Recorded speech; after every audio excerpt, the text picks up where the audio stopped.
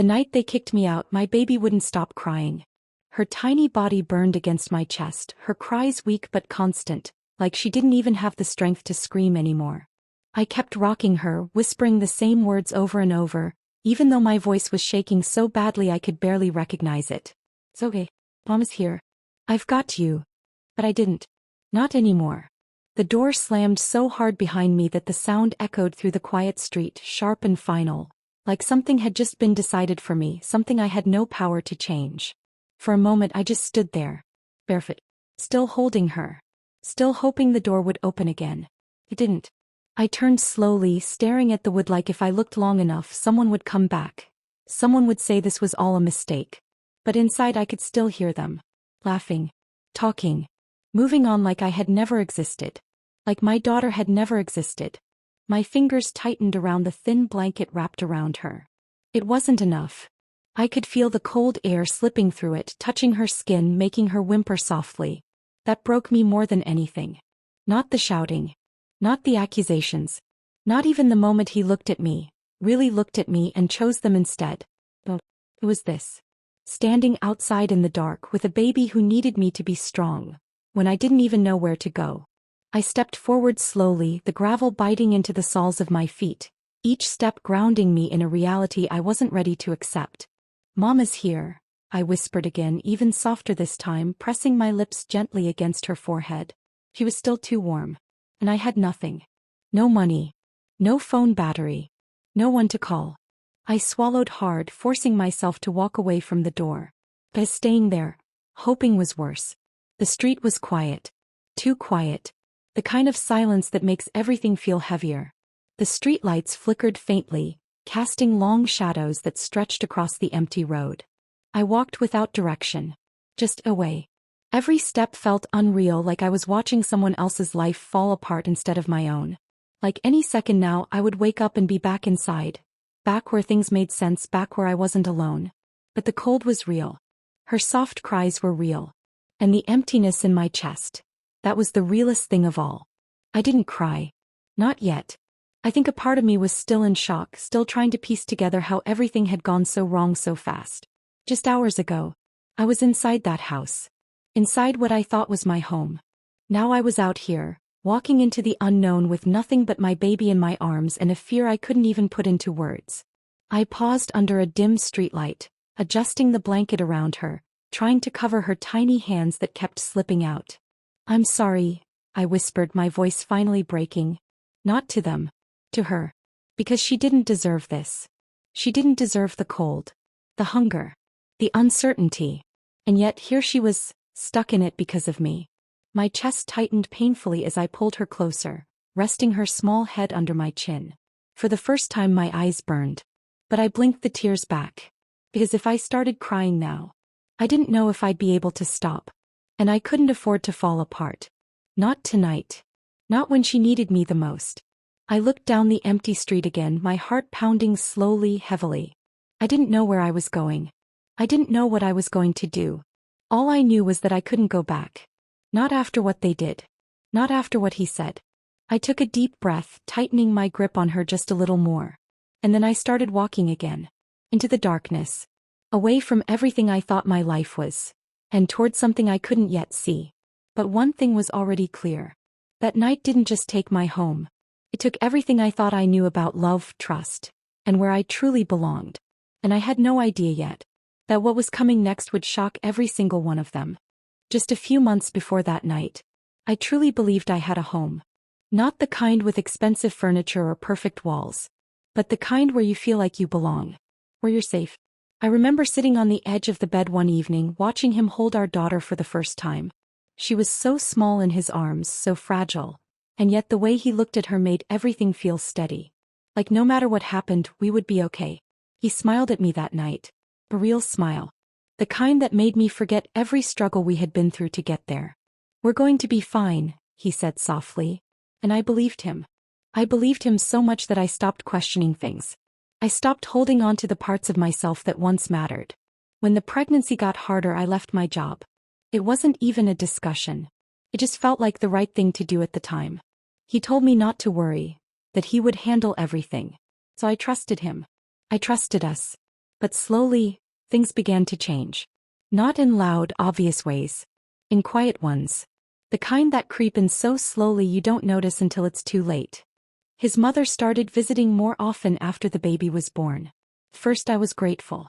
She would carry the baby when I was too tired to stand. She would give advice, sometimes even cook. I thought, maybe this is what family feels like. Support. Care. But that feeling didn't last. The comments started small. Almost harmless. You look exhausted. Are you sure you're doing things properly? When I raised my children, I never struggled this much. Some women just aren't naturally maternal. She would say them casually like she wasn't trying to hurt me. But every word landed. And stayed. I tried to brush it off. Tried to tell myself she meant well. But over time, it became harder to ignore. Because it wasn't just her anymore. He started changing too. At first he would defend me. "Mom, that's not fair," he would say. Or he'd laugh it off, pulling me close like everything was still okay. But those moments became less frequent. Then they stopped completely. Instead, there was silence. And that silence spoke louder than anything. When she made those comments, he didn't correct her anymore. He didn't even look at me. Like it was easier to pretend nothing was happening than to stand up for me. And somehow, that hurt more than the words themselves. The house started to feel different. Heavy. Like every move I made was being watched. Judged. Measured. I found myself second-guessing everything. The way I held my baby. The way I spoke. Even the way I existed in that space. It was exhausting. But I kept trying. Because I didn't want things to fall apart. Because I believed they couldn't fall apart. Not after everything we had built. Not after her. But the truth was, things were already breaking. I just didn't want to admit it. Then came the day that changed everything. It started like any other. The baby had been crying for hours that morning. I barely slept the night before and my body felt like it was running on nothing but instinct. When she finally drifted off in my arms, I sat there for a while. Just holding her. Afraid to move. Afraid to wake her. That moment of silence felt like the only peace I had left. Carefully, I laid her down and stepped out of the room. And that's when I felt it. Something was off. The house was too quiet. Not peaceful. Tense. I walked into the living room slowly, and saw them. Both of them. Waiting. His mother sat stiffly, her hands folded neatly in her lap, her face unreadable. He stood beside her, arms crossed, his expression distant. He didn't even look at me at first. My chest tightened immediately. "What's going on?" asked my voice low. No answer. Just a glance between them. Then she spoke. "Some money is missing." I frowned, confused. "What do you mean?" Her eyes locked onto mine. Pulled money from my room. "And you were the only one there this morning." For a second, I didn't understand what she was saying. It didn't make sense. I actually let out a small laugh. "Wait, you think I took it?" No one responded. That silence told me everything. "I didn't take anything," I said quickly, my voice tightening. That's when he finally looked at me. And something inside me shifted instantly. Because the way he looked at me, it wasn't love. It wasn't even confusion. It was doubt. "Then how do you explain it?" he asked. My heart dropped. "Explain what?" I whispered. "I didn't do anything." His mother scoffed softly. "That's exactly what someone guilty would say." My chest felt tight now. Like I couldn't breathe properly. "No. That's what someone who's being accused of something she didn't do would say," I replied, my voice shaking despite my effort to stay calm. I looked at him. Waiting. Hoping. Begging without words for him to step in. To say something. Anything. But he didn't. He just stood there. Watching. Judging. Like he didn't know me anymore. And then he sighed. Frustrated. Like this whole situation was just inconvenient. "This is exactly what I'm talking about," he said. "There's always some kind of issue with you." That was it. That was the moment something inside me broke. But suddenly, I understood. This wasn't about money. It was never about money. This was about them deciding. I didn't belong anymore. And the worst part? He let it happen. Well, he chose it. Loudspeaker C. Use this naturally. If you've ever been blamed for something you didn't do, or felt alone when you needed someone the most, take a moment to subscribe. Stories like this remind us of we're not crazy, we were just in the wrong place. For a moment, No one said anything. The silence in the room felt heavier than the accusation itself. I could hear my own heartbeat, loud and uneven, like my body already knew what was about to happen, even if my mind wasn't ready to accept it. I looked at him again. Really looked this time. Searching for something, anything, that felt familiar. But the man standing in front of me didn't look like the one who once promised me we'd be okay. He looked like someone who had already made up his mind. "Just tell the truth," he said finally, his voice low, controlled. My stomach dropped. "I am telling the truth," I replied, barely holding my voice steady. "I didn't take anything." His mother shook her head slowly, almost disappointed. "This is exactly why I warned you about her," she muttered, not even trying to lower her voice. "That did something to me. Not anger. Not yet. Something deeper. A quiet realization. This had been building long before today. Long before the missing money. I just hadn't seen it clearly until now. I'm not going to stand here and defend myself over something I didn't do," I said, my voice firmer now, even though my hands were trembling. I turned slightly, ready to walk away, to go back to my baby, to get some space to breathe. "Where do you think you're going?"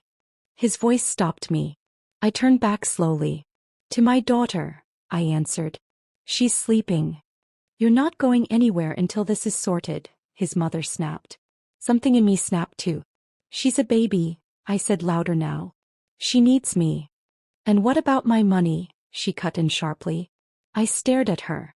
For a second, I couldn't even process what she had just said. Then I looked at him again.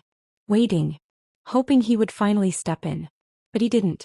Instead, he rubbed his forehead like he was tired of the whole situation. "I don't want this kind of problem in my house," he said. My chest tightened. "Your house." I repeated quietly. That word hit differently. Not our house. His. Just like that. Everything we built. Everything I sacrificed. Reduced to nothing. "I've done nothing wrong," I whispered, my voice breaking now despite everything I was holding back. "Then prove it," he replied coldly. "How?" I asked, almost laughing in disbelief. "How do you expect me to prove something I didn't do?" Neither of them answered. Because they didn't want proof. They wanted someone to blame. And I was the easiest choice. The room felt smaller suddenly. Like the walls were closing in. Like there was no space left for me there anymore. Then his mother stood up slowly, adjusting her clothes like she had already reached her conclusion. "I don't feel comfortable with her in this house anymore," she said calmly. That was it. That was the decision. Just like that. No discussion. No doubt. No hesitation. I felt something drop inside me. Heavy. Final. I looked at him one last time. "Are you really going to let this happen?" I asked softly. My voice didn't sound like mine anymore. It sounded tired. He didn't answer immediately. For a second, just a second, I thought maybe he was thinking. Maybe he was going to remember who I was to him. Who we were. But then he exhaled slowly and said, "I think it's best if you leave for now." For now. That lie was almost worse than the truth. Because deep down, I knew. There was no for now. This was the end. I nodded slowly. Not because I agreed. But because I understood. There was nothing left to fight for. I turned and walked toward the room, each step heavier than the last. My hands were shaking so badly I had to steady myself against the wall before I could even reach the door. When I opened it, she was still there. Sleeping. Peaceful. Unaware that everything had just changed. I stood there for a moment just looking at her. Trying to memorize it. The quiet. The stillness. The last moment before everything fell apart. Then I gently picked her up, holding her close to my chest. She stirred slightly, letting out a soft cry. "It's okay," I whispered, even though nothing was okay anymore. I didn't pack much. There wasn't time. Or maybe, they didn't want me to take anything at all. I grabbed the nearest blanket, wrapping it around her carefully. My hands moved automatically, like my body had taken over because my mind couldn't keep up. When I stepped back into the living room, they were both still there. Watching. Waiting. Like they needed to see it happen. Like they needed to be sure I was really leaving. I walked past them slowly. No one stopped me. No one said anything. Not even him. And somehow, that silence hurt more than if they had shouted. I reached the door. My hand paused on the handle. Just for a second. Just long enough for a small, foolish part of me to hope. "Please," I said quietly, not even turning around. She's not well. Can we just leave? His voice cut in. The final. No hesitation. No emotion. Just one word. And that was it. I opened the door. Stepped outside. And the moment I did, the door slammed shut behind me. Loud. Cold. Unforgiving. I flinched slightly at the sound. My heart pounding so hard it felt like it might break through my chest. For a moment, I just stood there, holding her, listening, waiting, but nothing happened. No footsteps. No voice calling my name. No second chance. Just silence. Heavy, endless silence. Her small cry broke through it, weak and tired. I looked down at her, tightening the blanket around her tiny body. The night air was colder than I expected. Or maybe I just wasn't ready for it. I'm here, I whispered softly, pressing my cheek against her head. But the truth was, I didn't know where here even was anymore. Behind me was a house that was never really mine. And in front of me was nothing. No plan. No help. No direction. Just a dark, empty street and a future I couldn't see. My feet felt frozen to the ground. Like if I didn't move, maybe none of this would be real. But she cried again. And that sound, that small fragile sound, forced me forward. One step. Then another. Barefoot. Cold. Alone. I didn't cry. Not when they accused me. Not when he chose them. Not even when the door closed behind me. But as I walked into the darkness, holding my baby close, feeling her weak against me, something inside me finally broke. Not loudly. Not dramatically. Just quietly. The kind of breaking you don't come back from the same. And I realized something in that moment. I wasn't just leaving a house. I was leaving behind the last place I thought I belonged. And I had no idea how much worse things were about to get. The first night was the hardest. Not because of the cold. Not because of the hunger. But because for the first time in my life, I truly didn't know what to do next. I walked until my legs couldn't carry me anymore. Every step felt heavier than the last, like the weight of everything that had just happened was finally catching up to me. My feet ached from the rough ground, my arms burned from holding her so tightly, but I didn't dare loosen my grip. She was all I had left. And I couldn't afford to lose her too. By the time I finally stopped, the streetlights had grown dimmer, the roads quieter, emptier. I found a small covered space near a closed shop and sat down slowly, careful not to wake her. But she stirred anyway. A soft, weak cry escaped her lips. I froze. Panic rushed through me instantly. No, no, no, I whispered, adjusting the blanket around her. Please, just rest. Her skin was still warm. Too warm. And that fear, that quiet, terrifying fear, wrapped itself around my chest so tightly I could barely breathe. I looked around desperately. Nothing. No one. No help. Just darkness, and the sound of my own breathing growing uneven. That was the moment it hit me.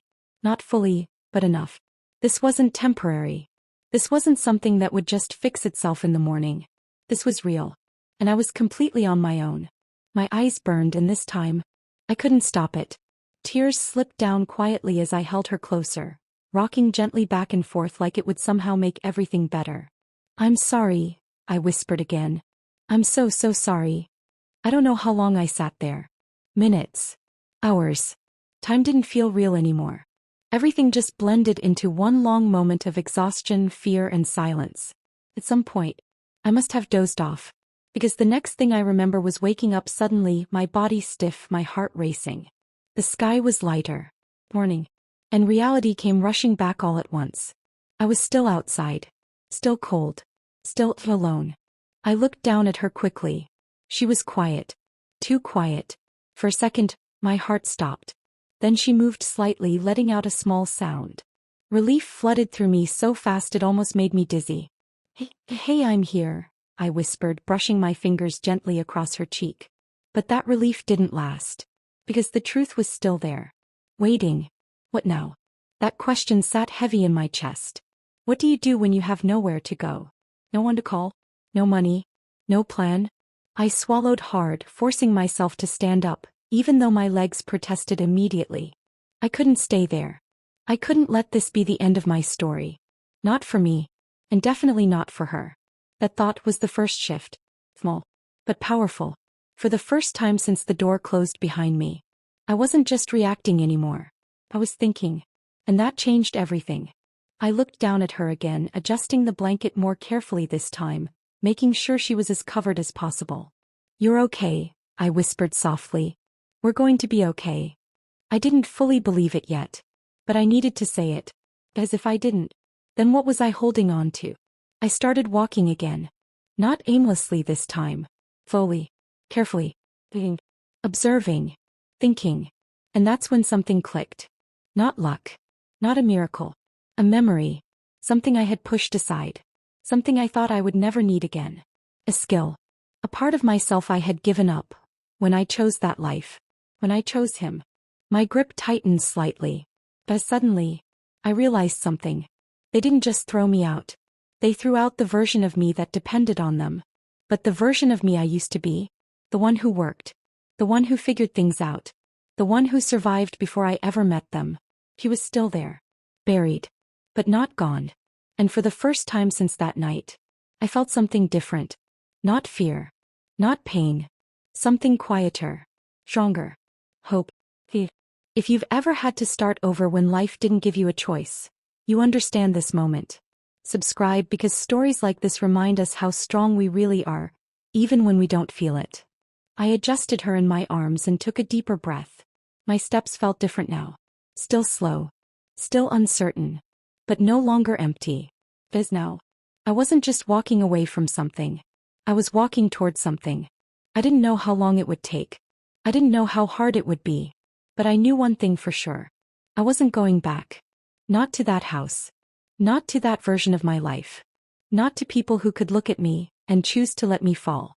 If I was going to survive this, if she was going to be okay, then I had to become someone stronger than I had ever been before. And this time, I wouldn't be doing it for love.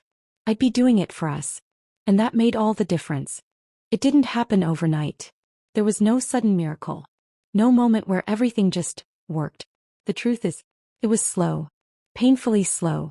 The kind of progress that almost makes you give up, because it feels like nothing is changing. Days turned into weeks. Weeks turned into months. And every single day, I had to choose not to quit. I started with what I had. That skill I remembered that morning. It wasn't much, but it was something. Something I could control. Something no one could take away from me. At first, it barely helped. Small jobs.